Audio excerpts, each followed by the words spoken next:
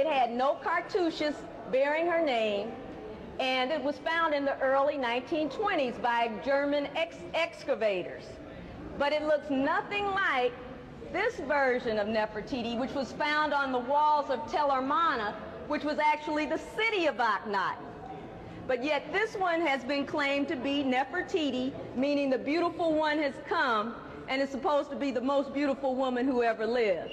When in actuality, if we look at Nefertiti, this was the portrait of Nefertiti. Also, the daughters, notice the head on the daughters, and it's the elongated head. Well, many Europeans said that that elongated head was a deformity. But when we look at the sister from Zaire, we see she has the same shape in her head. It goes back to the daughters of Akhenaten. Some serious hair, huh? Looks just like the hair on our heads today. So if anybody tries to tell you that Egypt is a white civilization, you can point out this hair. So those of you who have your cameras, you want to make sure you take a good picture of it. But this is what Gaston Maspero, an Egyptologist, said about the hair in the Nile in Egypt. He says the hair was inclined to be wavy and even to curl into little ringlets, but without ever turning into the wool of the Negro. But take a look at that hair. It looks like the wool, doesn't it? This is a picture of the hair that's on a figure that was found. So you can see what the person looks like and what the hair looks like. I don't know any European that could claim that hair. And so you know you have to have a serious comb to get through something like that. But you know what, brothers, by the way, some hair curlers even were found in Luxor, where we're going tomorrow, dating back over 3,000 years ago. So when you see those sisters with that head full of hair curlers, she's actually practicing an ancient African fashion tradition. Okay? So come on up and get a good look at the hair. Okay, the word for earring is shaku. And so this is a style of earring that Tutankhamun and other Nubians wore. They came from Queen T, who popularized this style of earring. Now what's happening now is Liz Taylor's copying the same style of earring and making them part of her Egyptian style collection. But not just the earrings.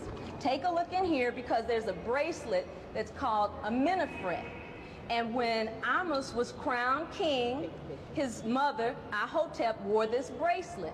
And so while he was the one who was trying to drive the Hyksos out of our land and preserve our culture, Liz Taylor's now trying to rip it off. And here's that bracelet. Making millions of dollars off of it.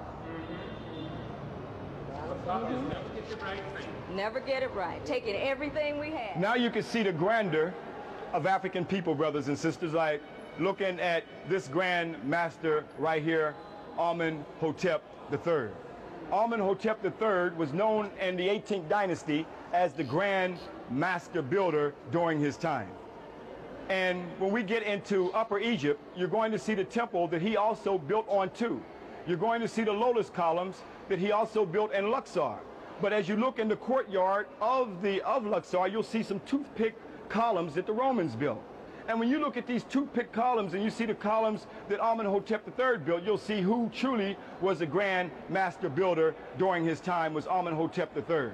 And I think it's only right that the queens, that my wife should speak on the queens. This is the beautiful Nubian queen known as Queen T. She was the wife of Amenhotep III, like my husband just mentioned. And the woman, the sister, was such a beautiful queen that he took her by his side, put her into roles in the government. So the sister participated in the government in Kemet. And when the brother's health started failing, foreign diplomats corresponded with the queen. And then the queen even became the first Secretary of State in Kemet for her son, Amenhotep IV, or known as Akhenaten, when he chose not to take care of governmental duties. Now, the brother loved the queen so much that he built a lake for her, an ornamental lake, a mile long and a fifth of a mile wide, known as Lake of Tea. and built a temple for her in Nubia, showing the connection between her homeland, Nubia, and Kemet. So this is the beautiful queen known as Queen T. And if you notice on the top of her headpiece, she's got the double uraeus up there, and that means that she ruled Upper and Lower Egypt. Now this brother saw the sister equal to him. That's why they're on the same level here. So here we have Amenhotep III and Queen T. We're talking about over 3,000 years ago. Yes, she is right here. That's right. That we have Queen T's with us today. So much to see in this museum. And I have to give recognition to all of you, and I got to say, hey, you hung in there today. Yes. All right. You've just seen a small portion of some of the artifacts we'll show you in the Cairo Museum. There's so much to